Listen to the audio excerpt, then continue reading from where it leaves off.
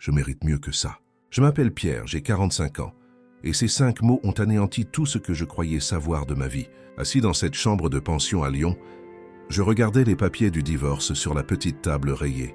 Le ventilateur de plafond grinçait en tournant lentement. Une odeur de moisi montait de la moquette usée. 3 mois plus tôt, j'avais une maison, une voiture, une vie qui avait un sens. Et puis Claire est tombée malade. Cancer des ovaires. Stade 3. Le médecin a dit que l'opération était sa seule chance. Mais notre mutuelle avait été résiliée 6 mois auparavant. Quand j'avais été licencié de l'Aciérie Saint-Georges, l'usine où j'avais travaillé pendant 18 ans, j'ai paniqué. J'ai vendu la maison à un acheteur pressé en 2 semaines. J'ai vendu mon pick-up au voisin pour la moitié de sa valeur. J'ai vidé notre livret d'épargne, contracté un prêt sur ma retraite, demandé de l'argent à quiconque voulait bien m'écouter. L'opération a eu lieu un mardi de fin janvier. Je suis resté assis dans cette salle d'attente pendant 7 heures, à boire du café réchauffé et à prier un Dieu auquel je ne croyais presque plus. Quand le chirurgien est sorti pour me dire qu'elle avait survécu, j'ai pleuré devant des inconnus. Je m'en fichais. La convalescence de Claire a été lente. J'étais à ses côtés à chaque consultation, pour chaque médicament, chaque mauvaise nuit. Nous avons emménagé dans une pension bon marché en périphérie parce que c'était tout ce que je pouvais me permettre. J'ai pris des postes dans un entrepôt, chargeant des camions à 4 heures du matin. Je rentrais épuisé, le corps endolori, mais elle était en vie. C'était tout ce qui comptait. Et puis un matin, en rentrant du travail, je l'ai trouvée avec ses valises faites. 2 valises près de la porte. Sa sœur, Françoise, se tenait derrière elle, les bras croisés, le regard froid. Claire ne me regardait pas. Elle m'a tendu une enveloppe. À l'intérieur, les papiers du divorce, déjà déposés. « Je mérite mieux que ça », a-t-elle dit, la voix aussi calme que si elle commandait un café. « Quelqu'un qui peut vraiment subvenir à mes besoins. »« Tu es fauché, Pierre. Je ne peux pas vivre comme ça. » Je suis resté là, debout, la graisse de l'entrepôt encore sur mes mains, sans rien dire. Qu'aurais-je pu dire? Je lui avais tout donné, littéralement tout. Et ce n'était pas suffisant. Elle a pris la moitié de ce qui restait, quelques milliers d'euros que j'avais péniblement mis de côté. Elle est partie avec Françoise et montée dans une voiture que je ne reconnaissais pas, et s'en est allée. Je me suis assis sur le bord du lit de la pension et j'ai fixé la porte pendant un long moment. La chambre était silencieuse, à l'exception du grincement du ventilateur. Je me sentais vide, creux, comme si on m'avait tout arraché de l'intérieur pour ne laisser que l'enveloppe. J'avais rencontré Claire 12 ans plus tôt lors d'un barbecue de quartier. Elle était drôle. Elle souriait facilement, elle me donnait l'impression que je comptais. Nous nous sommes mariés vite. Trop vite peut-être, mais je pensais que nous étions solides, que nous formions une équipe. Elle n'a jamais beaucoup travaillé, quelques petits boulots par-ci par-là, rien de stable. Je m'en fichais. Je gagnais bien ma vie à l'aciérie et j'aimais m'occuper de tout. Je payais le crédit de la maison, les factures, les courses, je bricolais. Je pensais que c'était ce qu'on faisait quand on aimait quelqu'un.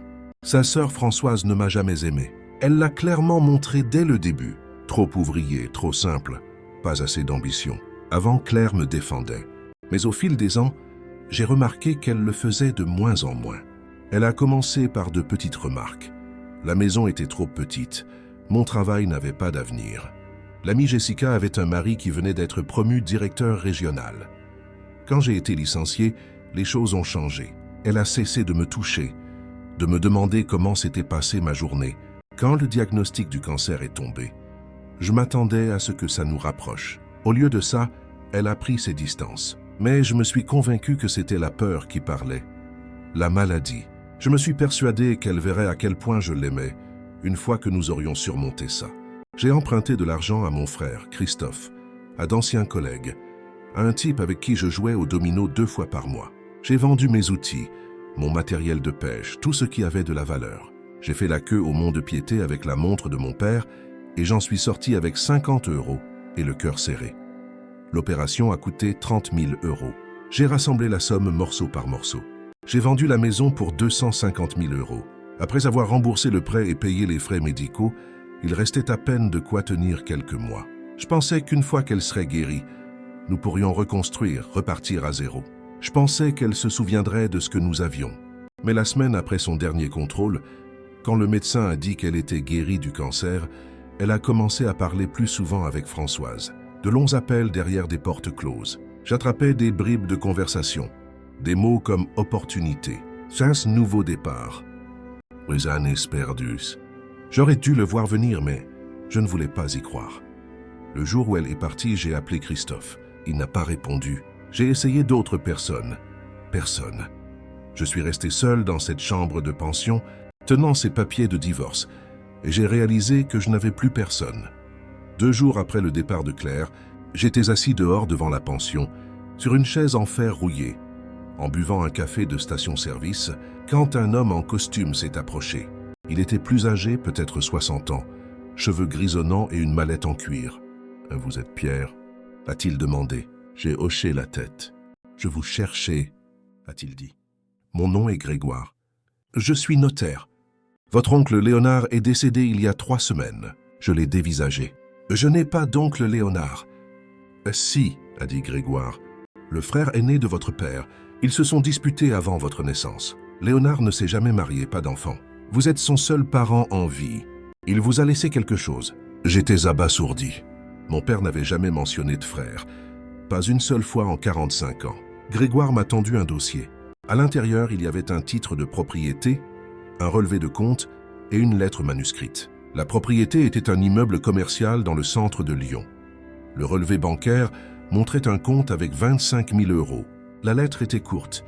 « Pierre, je ne t'ai jamais connu, mais je sais que ton père a élevé un homme bien. Ceci est à toi maintenant. Ne le gâche pas.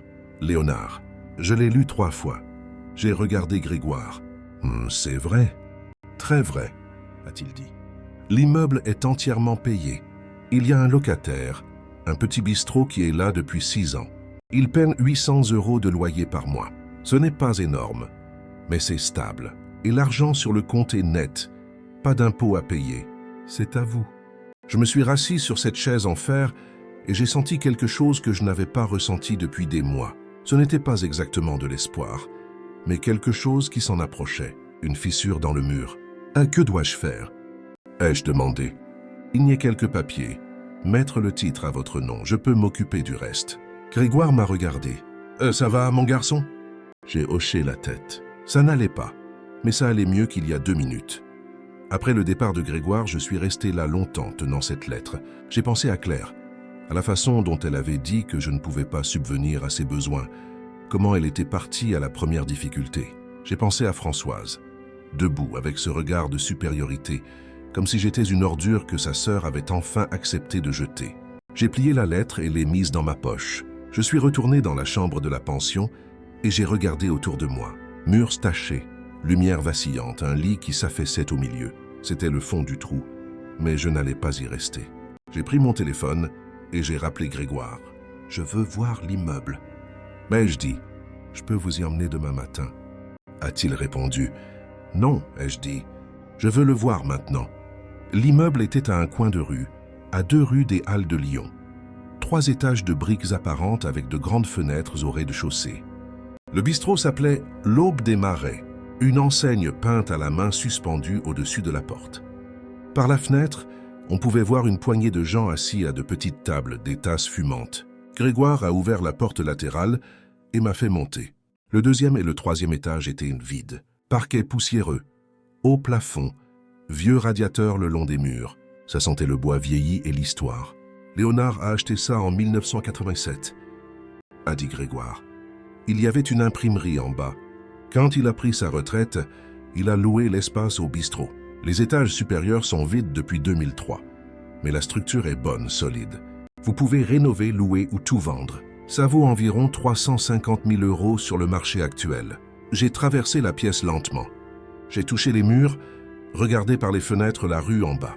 C'était réel. C'était à moi. « Et le locataire ?» ai-je demandé. « Le bail est renouvelé tous les 2 ans. Ce sont de braves gens, ils paient à temps. Prennent soin de l'endroit. Vous pouvez les garder ou chercher quelqu'un d'autre. » J'ai hoché la tête, mon esprit déjà en ébullition. J'ai pensé à l'argent sur le compte, 25 000 €. Assez pour rénover un étage, peut-être. 2, assez pour commencer quelque chose. « Je veux le garder, » ai-je dit. Grégoire a souri. Sage décision. Nous avons passé l'heure suivante à signer des papiers. Quand je suis sorti de son étude, l'immeuble était légalement à moi. Je me suis arrêté sur le trottoir et je l'ai regardé. Mon immeuble. Mon nouveau départ. J'ai appelé Christophe ce soir-là. Il a enfin répondu. Pierre, désolé de ne pas avoir rappelé, a-t-il dit. J'étais débordé de travail. Ce n'est pas grave, ai-je dit. Je voulais te dire quelque chose. J'ai hérité d'un immeuble. Il y a eu un silence. Quoi? Je lui ai tout expliqué. Léonard, la propriété, l'argent. Christophe a écouté sans m'interrompre. C'est incroyable, mec. Et m'a-t-il dit quand j'ai eu fini. Tu mérites un peu de chance. Je vais le rénover, ai-je dit. Louer les étages, en faire quelque chose. Tu as besoin d'aide? A demandé Christophe. J'ai quelques outils, je peux passer le week-end. Oui, ai-je dit. Ça me plairait. Pour la première fois depuis des semaines, j'avais l'impression de pouvoir respirer. Mais 2 jours plus tard, j'ai reçu un appel de Claire. Elle voulait qu'on se voie, a dit que c'était important. J'ai failli dire non, mais quelque chose dans sa voix a piqué ma curiosité. Nous nous sommes retrouvés dans un snack près de la pension. Elle allait bien. Elle était en bonne santé, comme si le cancer n'avait jamais existé. Elle portait une nouvelle veste que je ne reconnaissais pas. J'ai appris que tu avais hérité de quelque chose, a-t-elle dit en s'asseyant en face de moi. Je l'ai regardée. Comment tu sais ça? Françoise a une amie qui travaille au cadastre. Ce genre de choses se sait vite.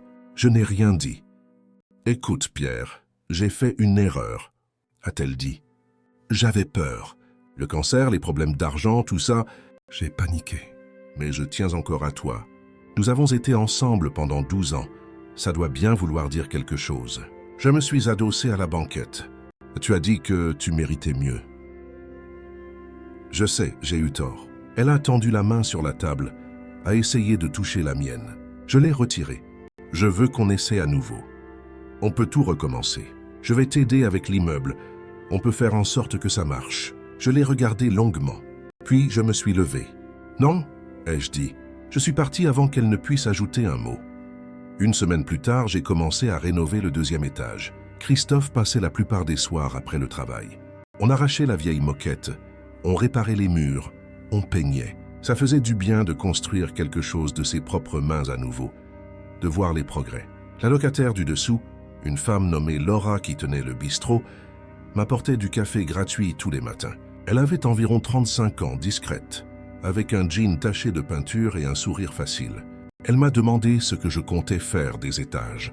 Des locaux commerciaux, peut-être, ai-je dit. Ou des petits appartements. Je ne sais pas encore. Ce quartier a besoin de plus de logements abordables, a-t-elle dit. Mais juste une idée. J'aime bien cette idée. Ah ouais, ai-je répondu. Un logement abordable. Quelque chose qui a du sens. Nous travaillions tard, Christophe et moi. Le silence seulement brisé par le bruit des marteaux et des ponceuses. Parfois, il me regardait comme s'il voulait dire quelque chose, mais il se taisait. Il continuait juste à travailler. Le 3e soir, il a finalement parlé. « Tu es différent ?» a-t-il dit en ponçant une porte. « Comment ça ?» ai-je demandé. « Je ne sais pas. Plus solide, peut-être. Comme si tu avais trouvé quelque chose. J'ai regardé mes propres mains. Des callosités qui se reformaient. De la saleté sous les ongles. Peut-être, ai-je dit. Christophe a hoché la tête et s'est remis au travail. Mais Claire n'allait pas lâcher l'affaire. Elle a appelé 2 fois, a laissé des messages que je n'ai pas écoutés. Puis elle s'est présentée à l'immeuble un après-midi, alors que je mesurais du bois pour les plaintes. Christophe l'était là. Il m'a jeté un regard et est passé dans la pièce à côté. « Pierre, il faut qu'on parle », a dit Claire debout sur le seuil. « Non, on n'a rien à se dire », ai-je répondu sans la regarder. « Si. » Elle a croisé les bras. « Je suis toujours légalement ta femme. Le divorce n'est pas encore finalisé. Ça veut dire que j'ai des droits sur cet immeuble. J'ai laissé tomber le maître que je tenais. » Quoi? En France, le régime par défaut est la communauté réduite aux acquêts. Tout bien acquis pendant le mariage peut être partagé lors du divorce. Tu as hérité de cet immeuble alors que nous étions encore mariés. J'ai parlé à une avocate. J'ai droit à la moitié. J'ai senti ma poitrine se serrer, la pièce tourner légèrement. « C'est toi qui m'as quitté », ai-je dit.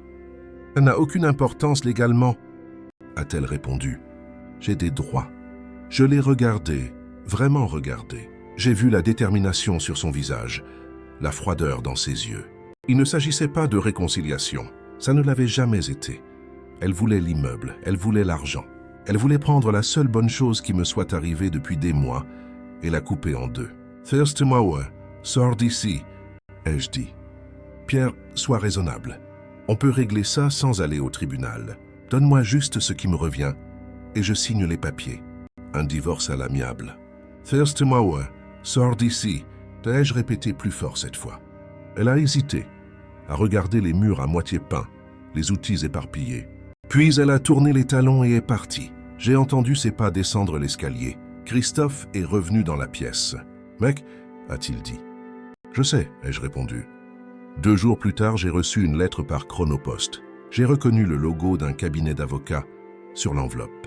Je l'ai ouverte sur le champ dans la pension, assis sur le bord du lit qui s'affaissait. C'était une mise en demeure officielle. Claire revendiquait ses droits sur la propriété. Elle demandait la moitié de la valeur estimée, ou la moitié des revenus locatifs mensuels, ou un règlement de 50 000 €. Je l'ai lu 3 fois. Chaque mot était un coup de poing. J'ai pris le téléphone et j'ai appelé Grégoire. « J'ai besoin de vous parler, » ai-je dit. « Ah, c'est urgent. » Nous nous sommes vus à son étude 1 heure plus tard. Je lui ai montré la lettre. Il l'a lue lentement, a ajusté ses lunettes, a soupiré. « Elle a un argument, » a-t-il dit finalement. « Il n'est pas excellent, mais il existe. Un bien hérité est normalement considéré comme un bien propre, mais si vous l'améliorez ou en tirez des revenus pendant le mariage, il peut devenir un bien commun. Puisque vous rénovez et percevez un loyer, elle peut prétendre qu'il s'agit d'un bien de la communauté. « Alors, qu'est-ce que je fais ?» ai-je demandé. « Vous vous battez, » a dit Grégoire. « Mais ça va coûter de l'argent, frais d'avocat, frais de justice. Ça peut traîner des mois. Ou alors, vous négociez. Vous lui offrez moins et vous en finissez rapidement. »« Non, » ai-je dit, « je ne lui donnerai rien. » Grégoire m'a regardé par-dessus ses lunettes. « Je comprends votre colère, Pierre, mais réfléchissez bien. Ce n'est pas de la colère, » ai-je dit. « C'est une question de justice. Elle m'a quitté quand je n'avais rien. Maintenant, elle veut revenir parce que j'ai quelque chose. Ce n'est pas juste. »« Je suis d'accord, » a-t-il dit. « Mais le système ne fonctionne pas sur ce qui est juste.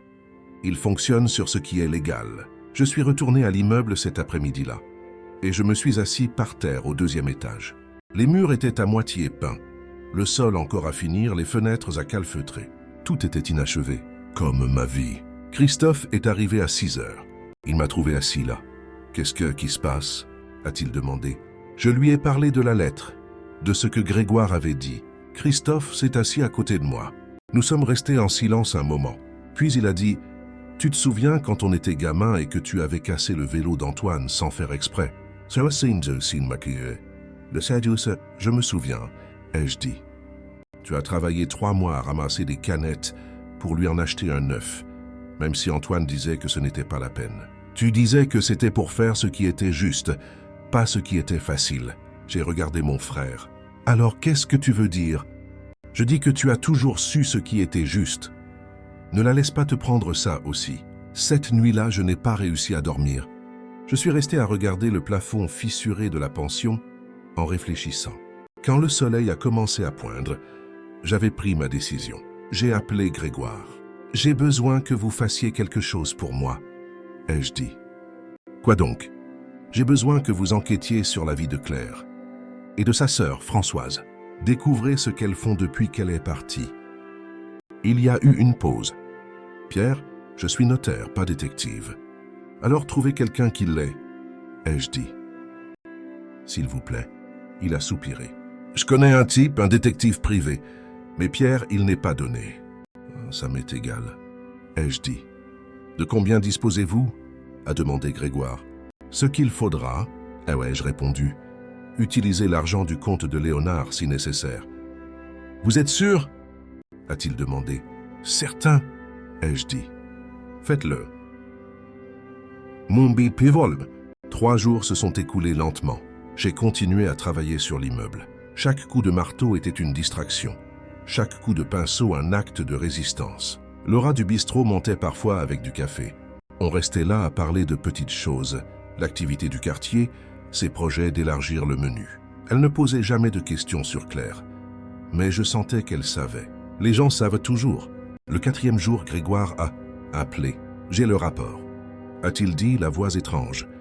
Vous voudrez voir ça en personne. Nous nous sommes retrouvés à son étude en fin d'après-midi. Il a posé un dossier épais sur la table. « C'est tout ?» ai-je demandé. « C'est plus que ce à quoi je m'attendais. » a-t-il dit. « Pierre, avant que vous n'ouvriez ça, je dois vous prévenir. Ça pourrait être difficile. Ouvrez-le, c'est tout. » ai-je dit. Il a poussé le dossier dans ma direction. Je l'ai ouvert lentement. La première page était un résumé. J'ai commencé à lire et le monde est devenu plus petit, plus clair, plus froid. Claire avait tout planifié depuis des mois, bien avant de déposer la demande de divorce, bien avant de recevoir son diagnostic de cancer. Le détective avait trouvé des emails entre Claire et Françoise, datant de près d'un an, imprimés et agrafés avec des trombones de couleur, classés par date. J'ai commencé à lire dans l'ordre chronologique. Le premier email était de Françoise à Claire. Au biais vide. Juste 2 lignes. Tu mérites mieux que ça. Il ne sortira jamais de cette usine. La réponse de Claire a mis 3 jours à arriver. Je sais, mais c'est compliqué. Françoise a répondu en quelques minutes.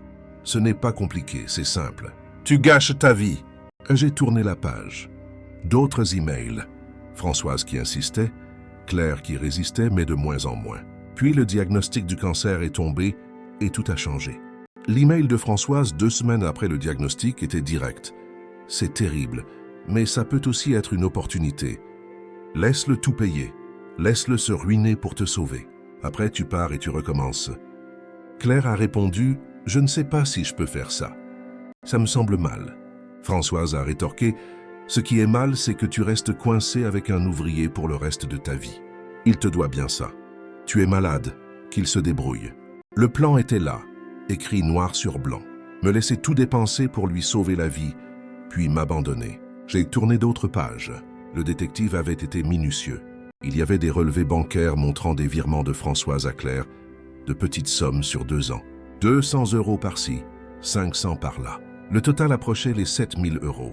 Françoise finançait le départ de Claire, lui donnant un matelas financier, pendant que je vendais ma montre au Mont-de-Piété. Puis j'ai trouvé la partie qui m'a retourné l'estomac.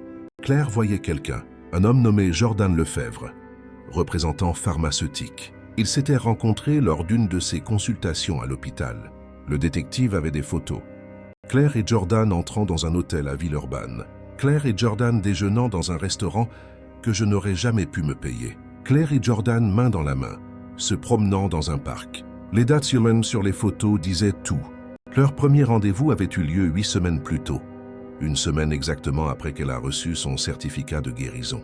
Elle ne me quittait pas parce que j'étais fauché. Elle me quittait parce qu'elle avait déjà trouvé quelqu'un de mieux. Quelqu'un avec de l'argent, une voiture neuve, un avenir. Je n'étais que l'idiot qui avait payé les factures. J'ai continué à lire. Il y en avait plus. Des emails après la mort de Léonard. Françoise avait découvert l'héritage avant même que Claire ne me le dise. Elle avait fait des recherches sur la valeur de la propriété au cadastre, calculé les revenus locatifs potentiels, fait les comptes. Son email à Claire était un tableur. Si tu obtiens la moitié de l'immeuble, ça fait au moins 150 000. Si tu obtiens la moitié des revenus mensuels, c'est presque 1500 par mois sans rien faire. Il te le doit. Tu as été malade. Il aurait dû se débrouiller sans vendre la maison. C'est une compensation. Claire a répondu « Mon avocate dit que j'ai de bonnes chances. » Françoise a écrit en retour « Parfait. N'accepte pas moins de 50 000. Tu mérites chaque centime. » J'ai fermé le dossier lentement. J'ai regardé Grégoire. « Tout ça est recevable au tribunal ?» ai-je demandé. « La majeure partie, oui. » a-t-il dit. Les emails ont été obtenus légalement, via des serveurs que Claire et Françoise utilisaient. Les photos ont été prises dans des lieux publics. Les relevés bancaires sont officiels. Vous avez un dossier solide, Pierre. Très solide. Qu'est-ce que je fais maintenant? Ai-je demandé. Vous contre-attaquez, a-t-il dit. Vous déposez une demande reconventionnelle. Vous plaidez la mauvaise foi, l'ingérence d'un tiers dans le mariage, l'adultère. Vous demandez non seulement le rejet de sa demande, mais aussi le remboursement de vos frais d'avocat. Ça, c'est ça va être moche. Bien, je dis. Oui, a-t-il confirmé. Mais vous allez gagner. Je suis resté assis là un long moment tenant ce dossier. Son poids n'était pas physique. Il était moral. C'était la preuve que j'avais été utilisé, manipulé, jeté. Mais c'était aussi mon salut, mon arme. Faites-le, ai-je dit finalement. Déposez tout. Grégoire a hoché la tête. Il me faudra quelques jours pour préparer ça. Appelez-moi quand ce sera prêt. Ai-je dit en me levant. Pierre, m'a-t-il appelé alors que j'étais déjà à la porte.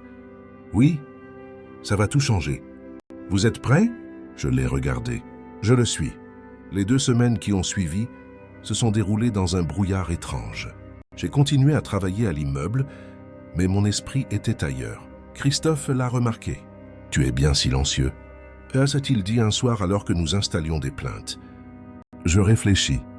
À quoi? À comment on croit connaître les gens. Il s'est arrêté de travailler, m'a regardé. Et parfois on les connaît vraiment. On ne veut juste pas y croire. Laura du bistrot a commencé à monter plus souvent. Elle n'apportait plus seulement du café, mais aussi des croissants qu'elle faisait elle-même. On parlait de choses simples mais importantes. Elle m'a raconté qu'elle avait ouvert le bistrot après un divorce difficile, qu'elle était repartie de zéro, que l'immeuble de Léonard avait été son salut. « Maintenant, c'est à ton tour », a-t-elle dit, « de recommencer, de construire quelque chose à toi. » Le 14e jour, Grégoire a appelé. « C'est prêt », a-t-il dit. 62 pages. J'ai tout inclus. Tous les emails, toutes les transactions, toutes les photos. Je dépose ça demain matin. L'avocate de Claire en recevra une copie. Préparez-vous. À quoi? Ai-je demandé. À son appel. Elle a appelé 3 heures après le dépôt. Pierre, a-t-elle crié au téléphone. Et tu nous as fait espionner? C'était de la folie. Tu es fou. Je protège ce qui est à moi. Ai-je dit calmement. Tu n'as pas le droit. A-t-elle continué de crier. Tu n'as pas le droit de violer ma vie privée. Tu as menti, trompé, trahi. Ai-je dit. Tout est documenté, Claire. Chaque email, chaque centime que Françoise t'a donné, chaque rendez-vous avec Jordan. Tu as planifié ça depuis le début. Ce n'est pas comme ça, a-t-elle dit, mais sa voix avait perdu de sa force. C'est exactement comme ça, ai-je répondu. Et maintenant, le juge va tout voir. Tu vas perdre, Pierre, a-t-elle dit, essayant de retrouver son aplomb. Mon avocate dit que tu n'as aucune chance. Et alors, on se verra au tribunal. J'ai raccroché avant qu'elle ne puisse répondre. Mes mains tremblaient, mais pas de peur. C'était l'adrénaline, le pouvoir, la justice. Christophe est arrivé une demi-heure plus tard. Il m'a trouvé assis par terre au 2e étage. « Tu l'as fait », a-t-il dit. Ce n'était pas une question. « Je l'ai fait », ai-je répondu. Il s'est assis à côté de moi. Nous sommes restés là, à regarder les murs que nous avions peints ensemble. « Ça va bien se terminer », a-t-il dit. « Oui », ai-je acquiescé. Mais je ne savais pas si j'y croyais. Les semaines suivantes ont été étranges. J'ai travaillé sur l'immeuble avec une nouvelle intensité. J'ai entièrement terminé le 2e étage. Parquet, peinture, installations électriques, nouvelles fenêtres. C'était professionnel, magnifique. J'ai mis une pancarte « Locaux commerciaux à louer » sur la façade. En 3 jours, j'avais 5 personnes intéressées. En 1 semaine, j'avais signé un bail avec une agence de marketing digital. 1 500 € par mois. L'immeuble fonctionnait, il générait des revenus. Il prouvait que Claire avait tort. J'ai commencé à travailler au 3e étage. Christophe aidait quand il pouvait, mais il avait son propre travail, ses propres responsabilités. Laura du bistrot m'a présenté à un ami entrepreneur, Marcel, un homme sérieux d'une 50aine d'années, avec de grandes mains et un sourire rare. Il m'a fait un devis honnête pour les travaux d'électricité du 3e étage. J'ai accepté. Nous travaillions ensemble dans un silence confortable. Parfois, il faisait des commentaires sur la structure de l'immeuble, sur sa bonne construction, sur le fait que Léonard savait choisir les propriétés. Il vous a laissé quelque chose de bien. Que l'a dit Marcel un jour. C'était. Ne le gâchez pas. Je ne le ferai pas. Ai-je promis. L'audience a été fixée à la fin du mois d'avril. J'ai reçu la convocation par email. J'avais 2 mois pour me préparer. Mais il n'y avait pas grand-chose à préparer. La vérité était là dans le dossier que Grégoire avait monté. 62 pages de preuves, de mensonges exposés, de manipulations documentées. J'essayais de ne pas trop y penser. Je me concentrais sur le travail, les rénovations, les nouveaux locataires, l'avenir que je construisais brique par brique. Mais la nuit, seul dans la pension, les questions revenaient. Et si je perdais? Et si le juge ne me croyait pas? Et si Claire sortait un lapin de son chapeau? Je me réveillais en sueur, le cœur battant, fixant le plafond fissuré. Puis je me souvenais des mots de Christophe. « Tu as toujours su ce qui était juste. » Et je parvenais à me rendormir. Claire a essayé de m'appeler 2 autres fois. Je n'ai pas répondu. Elle a envoyé des messages. Je les ai supprimés sans les lire. Elle s'est présentée à l'immeuble un après-midi, mais Laura du bistrot ne l'a pas laissée monter. Elle a dit que j'avais donné des instructions. Claire est restée sur le trottoir à crier mon nom. Mais je ne suis pas descendu. Finalement, elle est partie. Françoise a aussi tenté de me contacter. Elle a envoyé un long email parlant de famille, de la façon dont je détruisais les relations, de ma vengeance mesquine. J'ai répondu par une seule ligne. On se voit au tribunal. Elle n'a pas répondu. Mars a laissé place à avril. Le 3e étage a été terminé. J'ai loué la moitié à un graphiste indépendant et l'autre moitié à un petit cabinet d'avocats. L'ironie ne m'a pas échappé. L'immeuble générait maintenant 3 000 € par mois de loyer. Moins les charges, il me restait environ 2 200 € net. Ce n'était pas la fortune, mais c'était la stabilité. L'indépendance, une preuve. Une semaine avant l'audience, Grégoire m'a convoqué à son étude. « Nous devons parler de stratégie », t'a-t-il dit. « Il n'y a pas de stratégie », ai-je répondu. « Nous avons la vérité. » Il a secoué la tête. « La vérité aide, mais elle ne suffit pas. Nous devons bien la présenter, faire en sorte que le juge voit non seulement ce qu'elles ont fait, mais pourquoi c'est juridiquement important. » Il m'a montré l'argumentation qu'il allait utiliser. Claire avait violé le devoir de fidélité conjugale par l'adultère. Françoise s'était immiscée de manière malveillante dans le mariage par une manipulation financière et émotionnelle. L'héritage était mon bien propre selon la loi, et les améliorations apportées avaient été financées exclusivement avec les fonds de l'héritage et non avec des biens communs. Par conséquent, rien de l'immeuble n'était divisible. De plus, en raison de la mauvaise foi démontrée, Claire devrait prendre en charge mes frais de justice. « Ça tient la route ?» ai-je demandé. « Parfaitement, t'as dit Grégoire, et nous avons des preuves pour chaque point. » « Comme Tassinite, vous serez là ?» ai-je demandé. « Oui, » a-t-il confirmé. « Je présenterai tout. Vous n'aurez qu'à rester calme et à répondre honnêtement si on vous pose des questions. »« Je peux le faire, » ai-je dit. « Je sais que vous le pouvez, » a-t-il répondu. La nuit précédant l'audience, je n'ai pas dormi. Je suis resté assis à la fenêtre de ma chambre de pension, à regarder la ville, les lumières éparpillées comme des étoiles tombées. J'ai pensé à tout ce qui s'était passé ces derniers mois. La maladie de Claire, la vente de la maison, le divorce, l'héritage. Chaque moment m'avait conduit ici, à cette nuit avant le jugement. Je ne ressentais pas de colère. C'était étrange.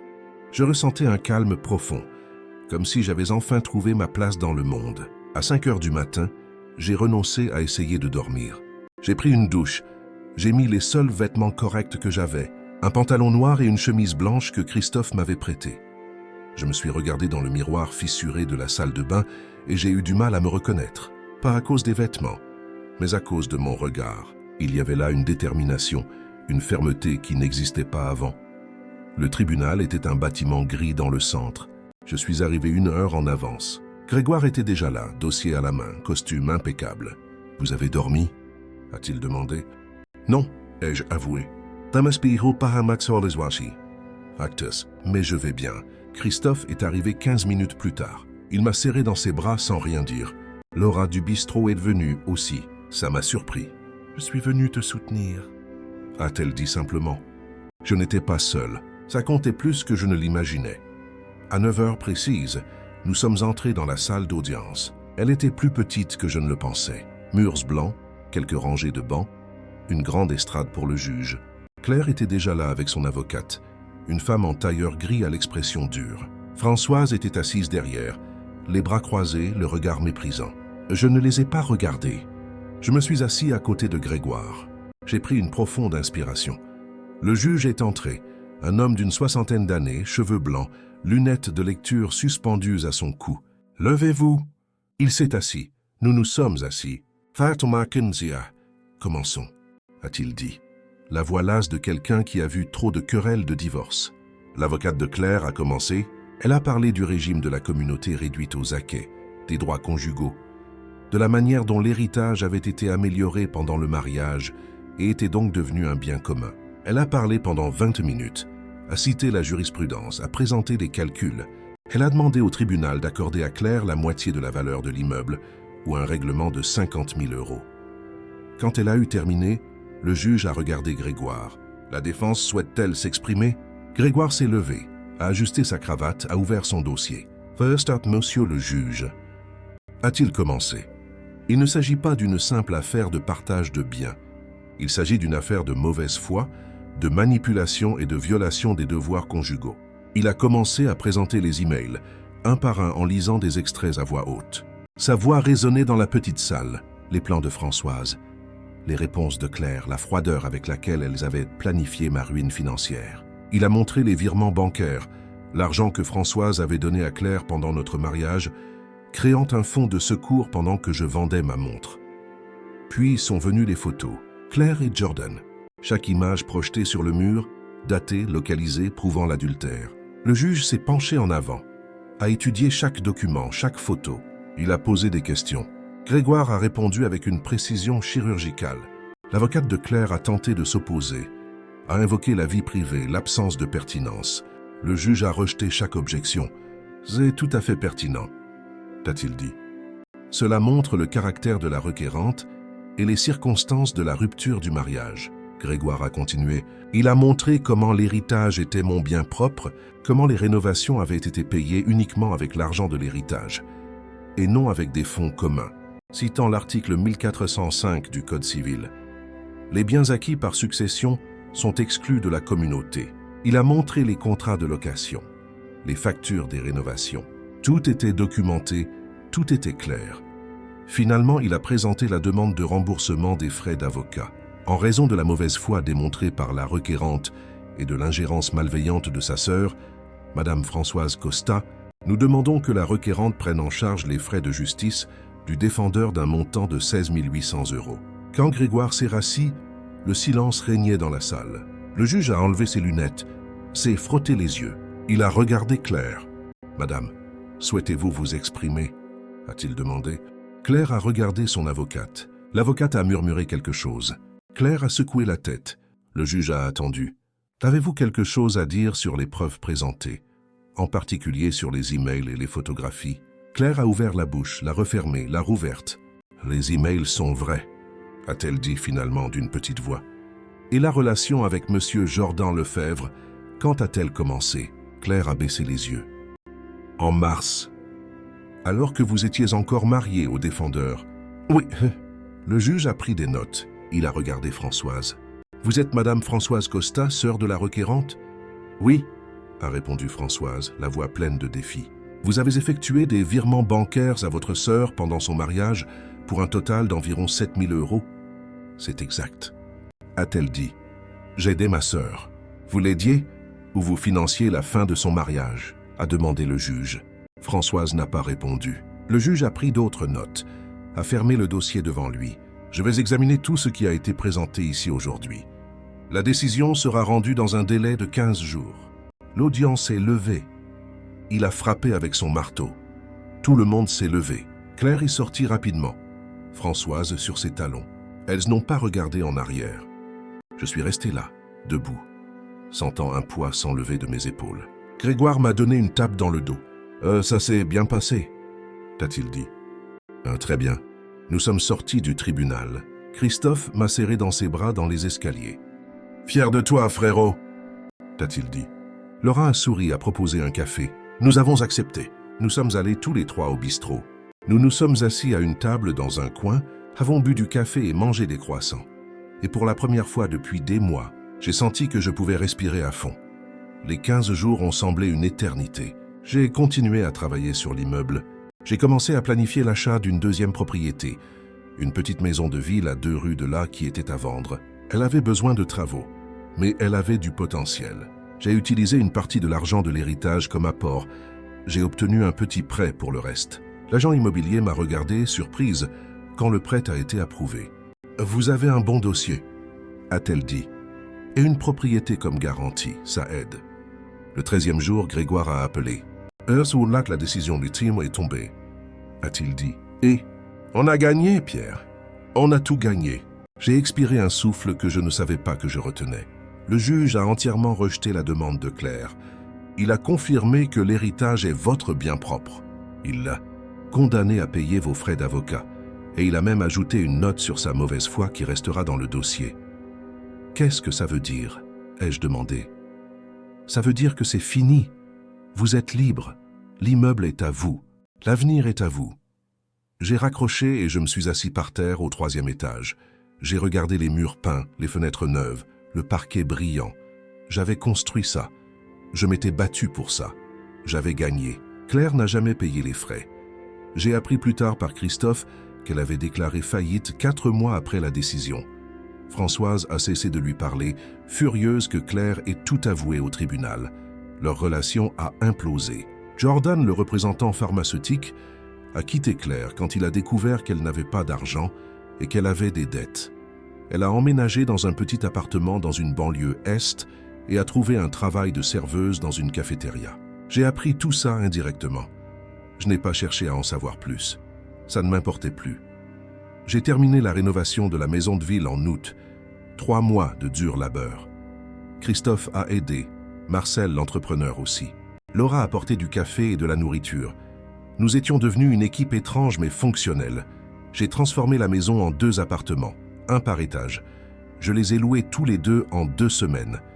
L'immeuble du centre générait 3 000 €, la maison de ville 1 800. Moins les charges, il me restait environ 4 000 € par mois. Ce n'était pas la richesse, mais c'était la stabilité, l'indépendance, la dignité. J'ai acheté une 3e propriété en octobre, un duplex qui nécessitait beaucoup de travail. J'y ai passé 3 mois. J'ai appris à faire des choses que je n'avais jamais faites. La plomberie, des travaux d'électricité plus complexes, un peu de design d'intérieur. Chaque propriété m'apprenait quelque chose de nouveau. Chaque locataire me racontait une histoire.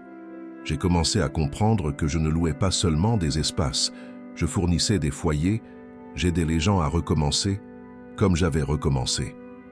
À la fin de l'année, j'avais 5 propriétés, toutes louées, toutes générant des revenus. J'ai embauché Laura pour tout gérer à mi-temps. Elle était organisée. Les locataires l'aimaient bien. Elle réglait les problèmes avant qu'ils ne deviennent des crises. « Tu as le don pour ça », je lui ai dit un jour. Elle a souri. « J'ai appris du meilleur », a-t-elle répondu. En décembre, j'ai quitté ma chambre de pension. J'ai loué un petit appartement au-dessus d'une boulangerie dans le quartier Saint-Jean. Il y avait de grandes fenêtres, du parquet, et ça sentait le pain frais tous les matins. J'ai acheté un pick-up d'occasion mais fiable, une machine à café, des meubles simples mais confortables. Pour la première fois depuis des années, j'avais un endroit que je sentais être le mien. Christophe est venu dîner le premier soir. Il a apporté de la bière et des pizzas. On s'est assis par terre parce que je n'avais pas encore de table. On a trinqué. « Au nouveau départ », a-t-il dit. « Au nouveau départ », ai-je répété. Laura a commencé à passer plus souvent. Pas seulement pour parler travail, mais pour discuter. J'ai découvert qu'elle avait étudié l'architecture mais n'avait jamais fini, qu'elle rêvait de rénover des bâtiments historiques, qu'elle voyait du potentiel là où les autres ne voyaient que des ruines. « Ça te rappelle quelqu'un » a-t-elle dit en riant. J'ai commencé à la voir différemment, pas comme une employée ou une amie, mais comme quelqu'un qui comprenait, quelqu'un qui avait reconstruit sa propre vie sur des décombres, quelqu'un qui connaissait la valeur d'un nouveau départ. Ça ne s'est pas fait rapidement. Ce furent des mois de longues conversations sur les rénovations qui se transformaient en conversations sur les rêves, les peurs, sur ce que cela signifiait de se relever après être tombé. Le jour de mes 46 ans, elle est arrivée avec un gâteau, bougies et tout. « Je ne savais pas que tu savais quand était mon anniversaire », ai-je dit. « Je sais beaucoup de choses », a-t-elle répondu avec ce sourire facile qui était le sien. « Ça fait 1 an qu'on est partenaires », a-t-elle dit. « Tu as rénové 5 immeubles, aidé 20 familles à avoir un logement décent, créé des emplois, bâti une communauté. Ça mérite d'être célébré. » Nous avons soufflé la bougie ensemble. C'était le meilleur anniversaire que j'avais eu depuis des années. 1 an après l'audience, je suis retourné au tribunal. Pas pour me battre, mais pour enregistrer ma 7e propriété. L'agent m'a salué par mon nom. Le notaire a commenté mon portefeuille immobilier grandissant. « Vous faites quelque chose de bien », a-t-il dit. « Des logements abordables dans le centre, la ville en a besoin. » Je suis sorti et j'ai marché jusqu'à l'immeuble que Léonard m'avait laissé. Le premier, celui par qui tout a commencé. Laura était là en train de discuter avec les locataires d'une petite fuite. Nous l'avons réglé en 20 minutes. Travail d'équipe. Je suis monté sur le toit terrasse que nous avions aménagé l'été. C'était devenu un espace commun pour tous les locataires. Il y avait des plantes, des chaises, une belle vue sur la ville. Je me suis assis là à regarder l'agitation en bas. J'ai pensé à Léonard, cet oncle que je n'avais jamais connu mais qui m'avait sauvé. J'ai pensé à Claire et à comment sa trahison avait été ma libération. J'ai pensé à Christophe, qui avait été là quand j'en avais besoin. À Laura, qui était devenue une partenaire, puis quelque chose de plus. J'ai pensé à chaque coup de marteau, chaque mur peint, chaque contrat signé. Il ne s'agissait pas d'argent. Ça ne l'avait jamais été. Il s'agissait de construire quelque chose qui comptait, de prouver non pas à Claire mais à moi-même que je valais plus que ce qu'elle avait dit, que je pouvais subvenir aux besoins, que je pouvais reconstruire, que le fond du trou n'était pas la fin mais la fondation. Laura est montée sur le toit. Elle m'a trouvé là. « À quoi tu penses » a-t-elle demandé en s'asseyant à côté de moi. « Aux fondations » ai-je répondu. Elle a pris ma main. « De bonnes fondations, c'est tout » a-t-elle dit. « Sans elles, rien ne tient. » Je l'ai regardée, ses yeux qui avaient vu le pire de moi et qui étaient restés. « Tu veux dîner avec moi ce soir » ai-je demandé. « Pas en tant que gérante ou amie, mais en tant que... » Elle a souri. « En tant que partenaire » ai-je terminé. « En tant que partenaire » a-t-elle répété. « J'adorerais. » Le soleil a commencé à se coucher, peignant le ciel d'orange et de rose. Nous sommes restés là, main dans la main, à regarder la ville qui m'avait brisé puis reconstruit. En bas, dans le bistrot, l'activité du soir commençait. Les gens entraient et sortaient. Les conversations et les rires montaient jusqu'à nous. 2 rues plus loin, la maison que j'avais rénovée avait des lumières allumées à toutes les fenêtres. Des familles qui dînaient, des enfants qui jouaient. Des vies qui se déroulaient dans les espaces que j'avais construits.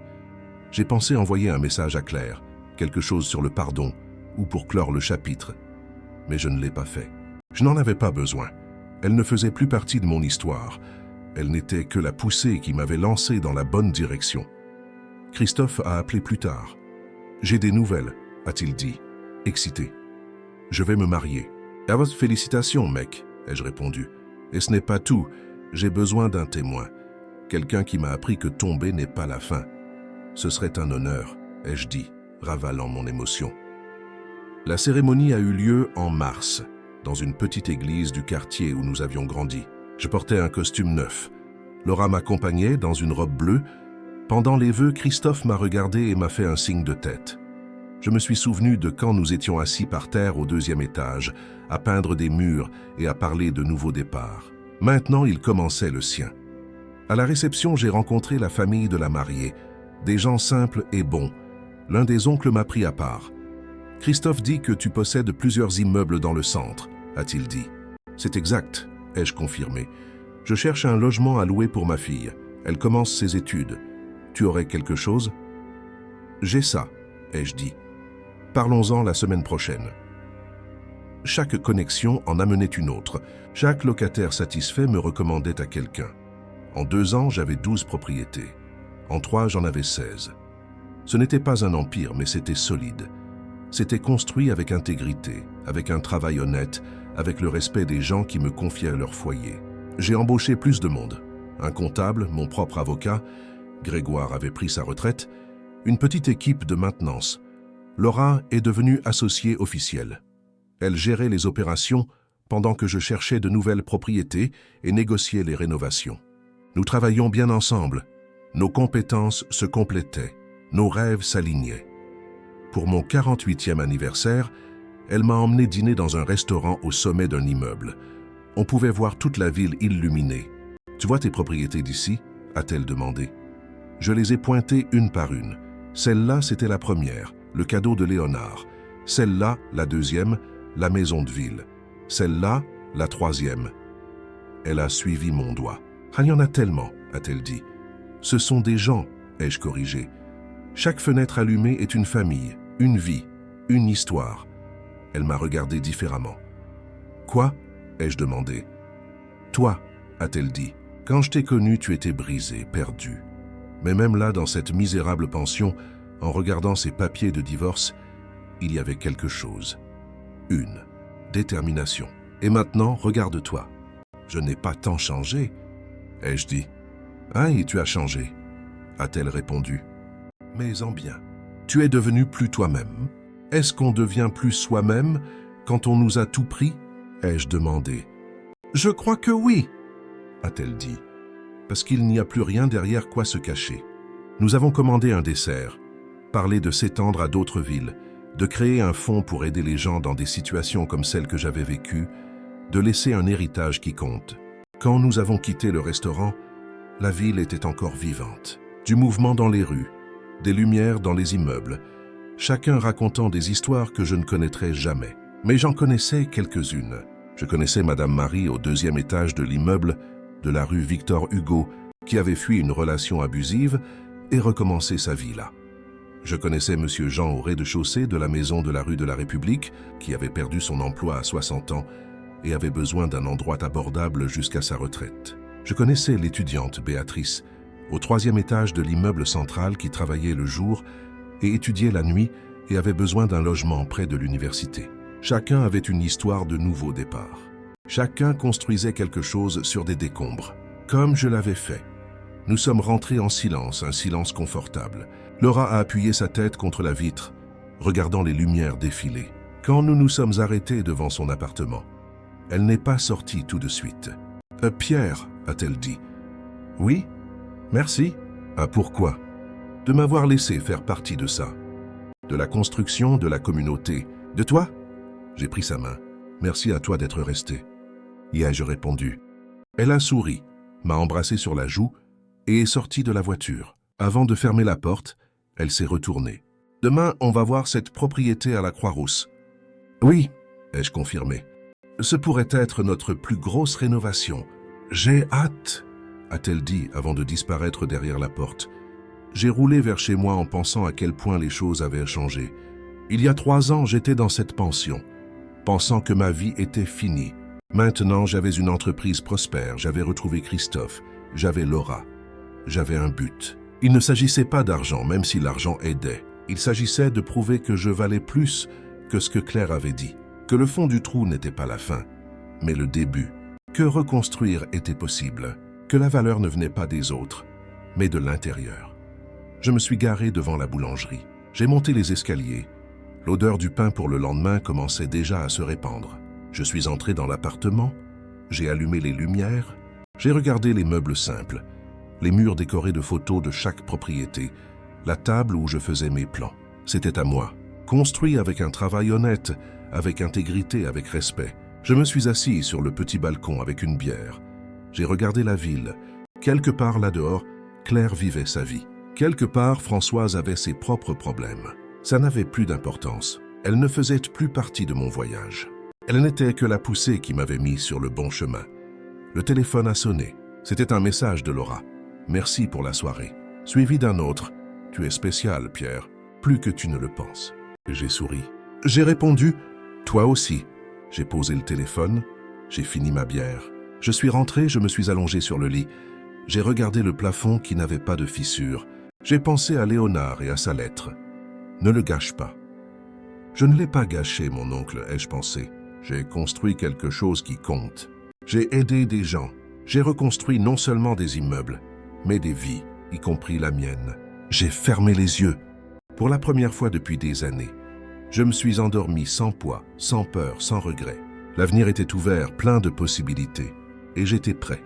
Et si cette histoire a touché votre cœur, si vous vous êtes un peu reconnu dans le parcours de Pierre, si vous croyez qu'un nouveau départ est toujours possible, laissez un pouce bleu ci-dessous, abonnez-vous à la chaîne pour plus d'histoires qui inspirent et donnent de la force. Et dans les commentaires, dites-moi, quel a été votre moment de reconstruction? Quand avez-vous trouvé vos fondations au fond du trou? Construisons cette communauté ensemble. Chaque histoire compte. Chaque nouveau départ mérite d'être célébré. À la prochaine!